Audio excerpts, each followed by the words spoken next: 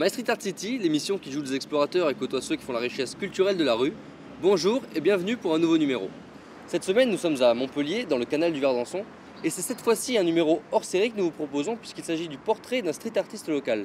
Son nom, Monsieur BMX. Ses œuvres ont fleuri dans les rues de la ville ces dernières années. Vous les avez sans doute déjà aperçues si vous habitez ici. Sinon, nous vous proposons de les découvrir aujourd'hui dans ce numéro spécial. Salut Coralie. Salut Quentin. Alors Coralie, c'est grâce à toi que nous avons pu rencontrer Monsieur BMX. Je sais que tu n'aimes pas trop parler de toi, mais dis-nous quand même pourquoi est-ce que tu portes cette tête de caps sur la tête? Oui, avec plaisir. Mais d'abord, merci de m'avoir invité sur votre plateau en plein milieu du quai du Verdançon, lieu mythique du street art à Montpellier. Merci à toi d'être venu. Je t'en prie. C'est tout simple. Lorsque j'ai organisé l'exposition Home Street Home à Montpellier en janvier dernier, sur lequel j'ai invité notamment Monsieur BMX qui a posé ses demi-vélos un peu partout, sur la façade de la maison et dans l'escalier, la presse m'a demandé un visuel de moi, il m'a demandé qui j'étais. Et j'avais pas du tout envie de communiquer sur qui j'étais, puisque l'idée, c'était vraiment de mettre en avant mes coups de cœur artistiques. Je suis pas artiste, j'ai une profession qui n'a absolument rien à voir. Et je voulais vraiment mettre en avant ce travail artistique et pas du tout la personne que j'étais. Parce que pour moi, ça pourrait être n'importe qui. Ce personnage aujourd'hui, ça pourrait être toi, ça pourrait être ton voisin, ça pourrait être n'importe quel Montpellierin ou n'importe quelle Montpelliéraine, passionné de street art, un peu fou furieux, pour monter bénévolement des projets de street art dans Montpellier. J'ai donc contacté Sourège, qui était notre sculpteur sur l'exposition Home Street Home, qui m'a prêté donc une de ses têtes de caps. Il travaille en collaboration avec le célèbre street artiste Myst, et l'idée était donc de parler également de son travail avec ce personnage qui est là devant vous aujourd'hui. D'accord, donc on l'aura compris, donc tu es amatrice de street art. Tu as organisé récemment donc, cette exposition avec Monsieur BMX. Comment est-ce que tu as connu son travail? Est-ce que tu l'as vu dans la rue comme Monsieur Tout le Monde ou est-ce qu'on t'en a parlé? J'ai découvert son travail comme tout Montpellierin dans les rues de Montpellier, en plein centre-ville ou à l'extérieur, mais également sur Paris. Et j'ai effectivement suivi son travail ces dernières années avec grand plaisir. Je trouvais ça très audacieux et extrêmement original. Maintenant que tu l'as connu, comment est-ce que tu as réussi à le contacter, à le rencontrer pour après pouvoir organiser cette exposition avec lui? Oui, je cherchais effectivement plusieurs artistes de la scène locale, donc il y en a certains que je connaissais déjà, mais lui pas du tout, je ne savais même pas son nom. Du coup, j'ai passé des heures sur internet à chercher, j'ai fait des recoupements. Mon copain avait un Tumblr et du coup je me suis rendu compte qu'il avait un compte, donc je l'ai contacté par ce biais-là. Via Facebook également, je lui ai envoyé un message et puis on a échangé sur internet tout simplement. Et il a dit oui tout de suite pour le projet. On s'est rencontrés dans la maison Home Street Home. Il m'a amené à ma demande d'autres street artistes de la scène locale, tels que Sico, Sourège, Azo. C'est grâce à lui que vous avez pu les voir dans la maison. Et c'est lui également qui a choisi le titre Home Street Home. J'ai trouvé ça génial et on l'a retenu. D'accord, en tout cas merci à toi de nous avoir permis de le rencontrer. C'est grâce à ça que nous avons pu le suivre dans son quotidien pendant plusieurs jours et réaliser cet autoportrait intimiste. Je vous laisse regarder.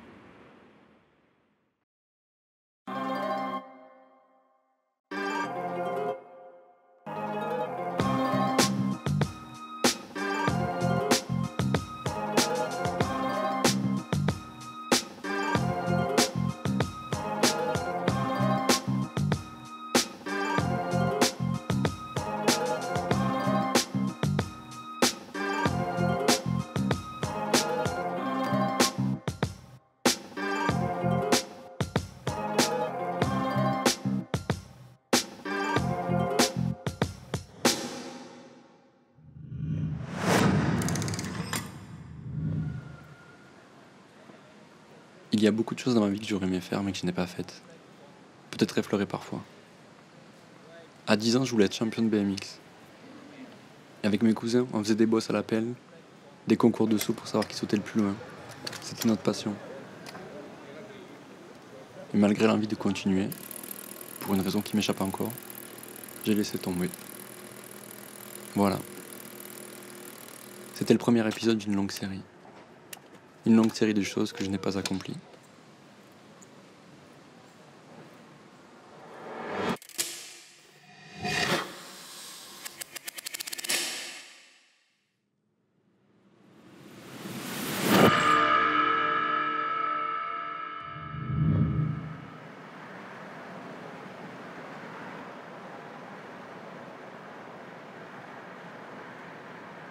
J'ai toujours eu une haine en moi.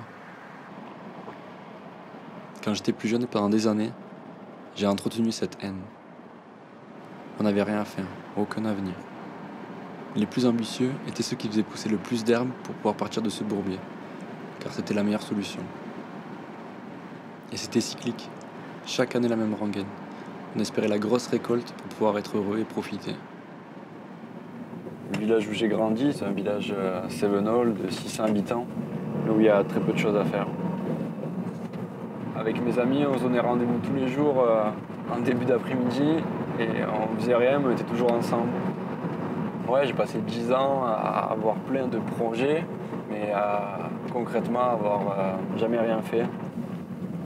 Même si je suis content d'être parti de là-bas, j'ai plein de souvenirs, plein de choses qui sont passées ici. J'ai un peu des regrets, mais je pense que c'est pas comme ça qu'il faut voir les choses. Moi, tu vois, tous ces moments où j'ai rien fait, le côté artistique que j'ai, je l'ai construit pendant tout ce temps, quoi. J'ai appris à imaginer des choses.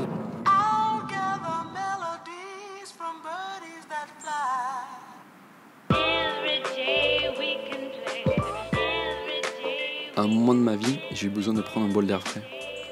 J'avais besoin de changer de vie. Alors j'ai commencé par trouver un travail. J'étais persuadé que c'était vraiment la chose qui allait changer ma vie. Sauf qu'après mon embauche, j'ai vite compris qu'il me faudrait bien plus que ça pour trouver un équilibre. C'est peut-être parce que j'étais si souvent dans l'illégal, je pouvais pas rentrer à 100% dans les normes. J'ai eu besoin de revenir à la source et prendre du bon temps dans la rue. Peut-être pour équilibrer la balance entre gentil et mauvais garçon. J'ai rencontré des graffeurs qui m'ont donné envie de m'exprimer.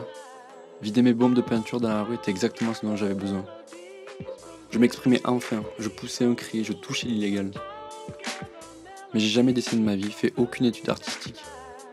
J'ai appris à me servir de mes mains à l'usine, dans mon garage ou sur des chantiers. Je connais le ciment, les outils et les machines, mais pas assez bien les bombes, les marqueurs et les pinceaux. C'est à ce moment-là que j'ai cherché un autre moyen d'être dans la rue, mais sans bombe cette fois-ci. Me démarquer des autres pour faire quelque chose qui n'avait jamais été fait avant et être satisfait de mon travail. Avec le tag, je n'y étais pas arrivé. La nuit du réveillon de Noël 2012, avec mon cousin, donc on s'était un peu échappé du repas de famille pour aller fumer et on était dans le garage. Et donc on a parlé de graffiti parce que j'en faisais beaucoup à cette époque. Et dans ce délire d'aller toujours plus loin dans cette démarche, je suis venu avec lui de parler d'installer un vrai BMX sur le mur.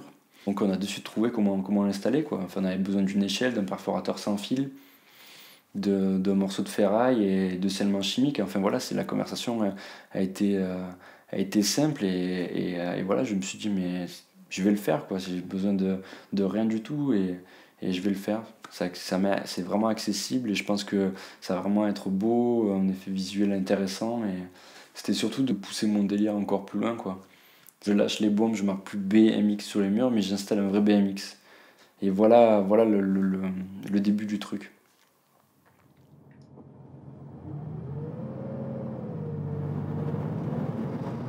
Ma méthode de travail, c'est d'attendre d'avoir le moment où j'ai vraiment envie d'aller dans la rue, de monter sur mon échelle et de prendre ce plaisir à installer un BMX. Donc ça me prend du temps, ouais, j'attends que cette envie monte, et parfois au bout de plusieurs semaines, même parfois au bout de plusieurs mois. J'attends vraiment pour passer à l'action. Là, on se dirige dans mon atelier. Je ne souhaite pas trop dire dans quel endroit il est, mais il se trouve en tout cas dans la région de mon enfance.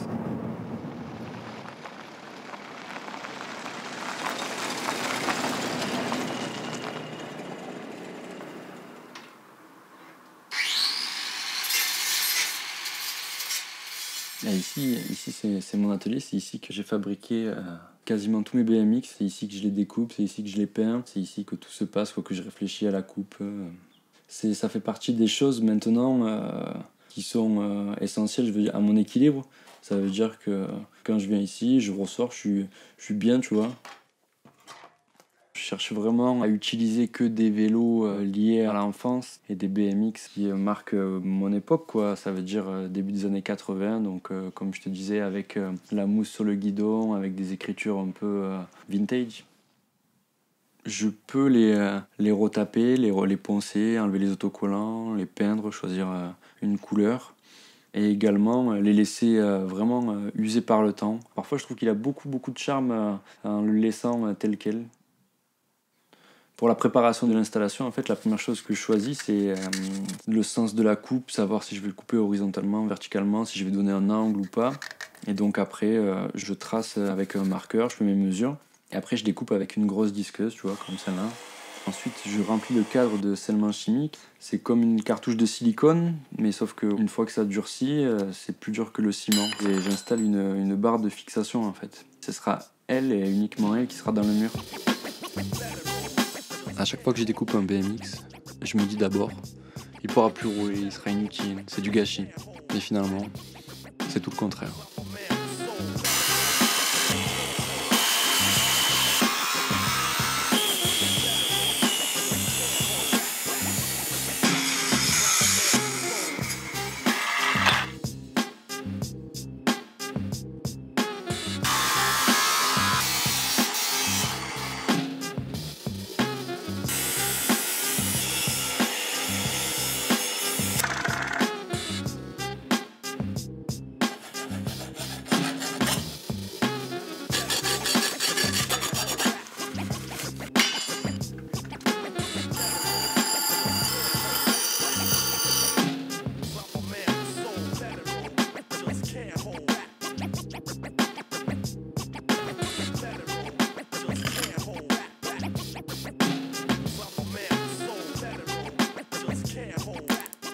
Quand je les accroche au mur, c'est comme s'ils sortaient de leur emprisonnement.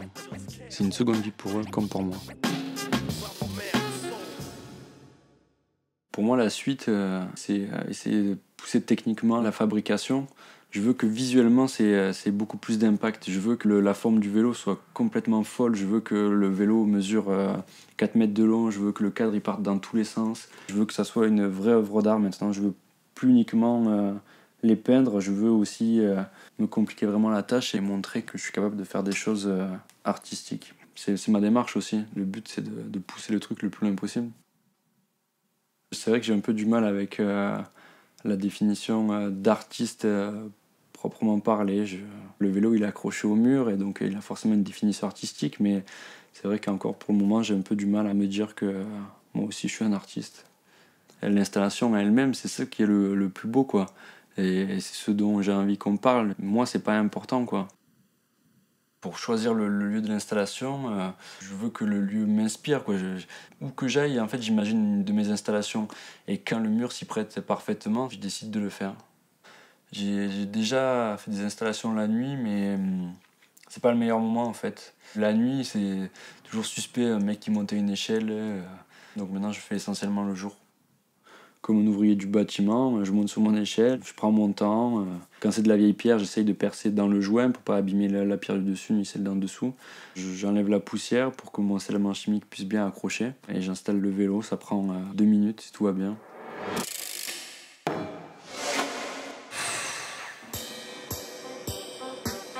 Je suis parti de là-bas, je suis venu habiter à Montpellier. Je veux prendre du bon temps, avec toujours un peu d'illégal. Parce que je suis comme ça. Ça fait partie de moi. Un mec qui vole un vélo.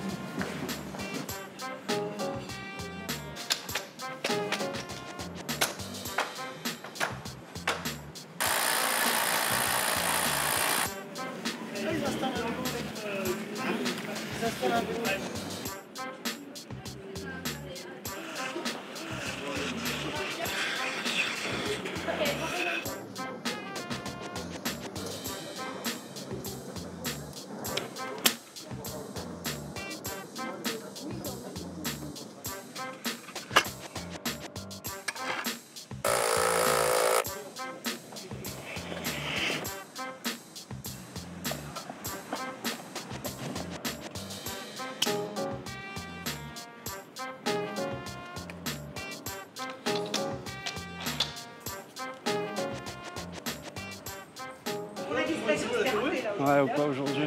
Pas pour moitié. Bah, je vous le dis, elle a un Antigone. Ah ouais? Ouais. C'est cool. C'est vous qui posez ces vélos un peu partout? Ouais. Eh ben, je suis content. Merci. C'est de l'ego trip.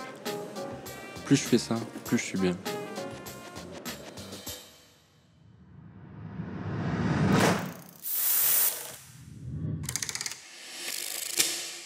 La vie, c'est fait pour kiffer, c'est fait pour être heureux, tu vois. Enfin, j'ai juste envie de d'être heureux, quoi. Et j'y arrive.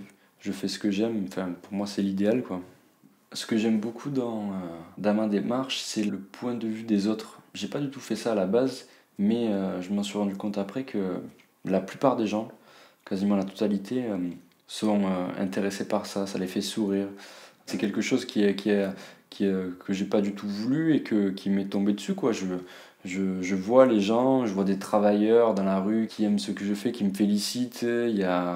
Enfin, je sais pas, moi, tout cet après-midi, là, j'ai fait une installation, il y a des policiers qui sont passés. Même les policiers eux-mêmes aiment ça, font des commentaires en disant que c'est cool. Les gens en voiture se sont arrêtés pour me dire continuez. Il y a le boulanger qui était juste à côté m'a félicité. Voilà, donc là, vraiment, le point de vue des gens, ça me fait vraiment plaisir de voir les gens, ils savent que c'est interdit, mais ils aiment ça. Et moi je trouve qu'on a trop tendance à oublier que certaines choses interdites peuvent être bonnes et positives.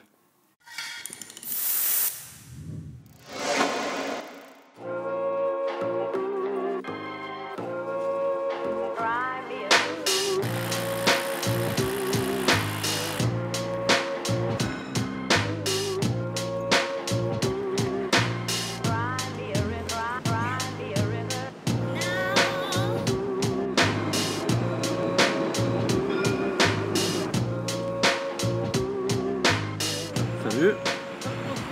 C'est moi. Merci.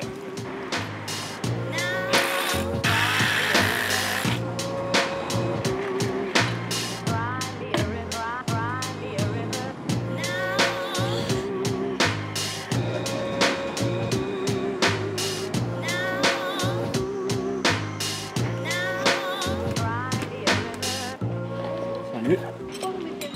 Pour décorer. Ah mais il y a des caméras, je vois. Et oui, c'est moi, parce que je me filme. Parce que je suis un artiste qui installe des vélos et je mets que des vélos. C'est la mairie, vous avez une autorisation? Oui, l'architecte de France, celui qui dépose les permis de construire dans l'écusson. D'accord. Ouais, mais bonne journée. À vous aussi. Au revoir.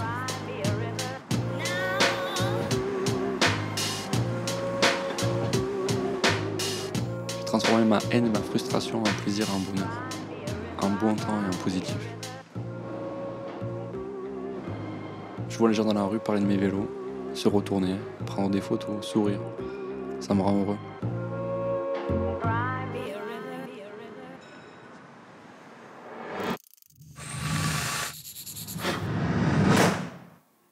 J'espère que ça va continuer longtemps encore et que ça va me faire rencontrer des gens et pouvoir visiter l'Europe, la France, pourquoi pas le monde, tu vois, mais ça s'arrête là. Moi, je m'en fous de vivre de ça ou de gagner beaucoup d'argent. C'est vraiment pas mon but. Au contraire, quoi. Je veux surtout pas être esclave de ça et me dire que il va falloir que j'installe des BMX à la Foire Expo de Montpellier pour pouvoir manger ce mois-ci. Je m'en fous, tu vois.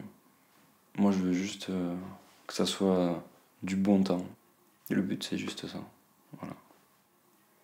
J'aime bien une phrase de rappeur qui dit la rue, mon premier amour, c'est une chienne, mais je l'aimerai toujours. Et je trouve ça parfait. Ça veut dire ce que ça veut dire, tu vois.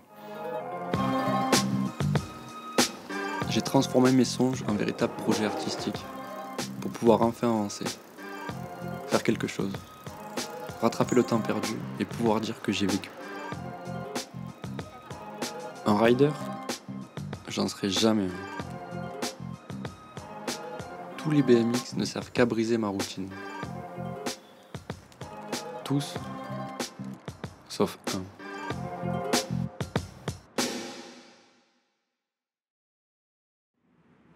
Alors après avoir vu ce film ensemble, je vais te laisser la parole, Coralie. À toi de nous dire quelques mots. Mais d'abord, bravo. C'est un portrait très réussi de Monsieur BMX, je trouve. On le retrouve complètement là-dedans. Ensuite, j'ai juste envie de vous dire de continuer à soutenir le street art avec ce type d'émission, en suivant les artistes que vous aimez sur leurs réseaux sociaux, en ouvrant les yeux dans nos rues un peu partout, que ce soit à Montpellier ou ailleurs, parce qu'il y a de l'art partout. Ça va très vite, c'est vite enlevé, donc il faut vite en profiter, en faisant des photos, en parlant autour de vous. Et de mon côté, j'organise un événement de street art qui aura lieu à Montpellier le 27 et le 28 juin prochain. Pas de maison cette fois-ci, un projet de mur en plein centre-ville. Vous aurez tous les détails sur ma page Facebook Montpellier Love Street Art.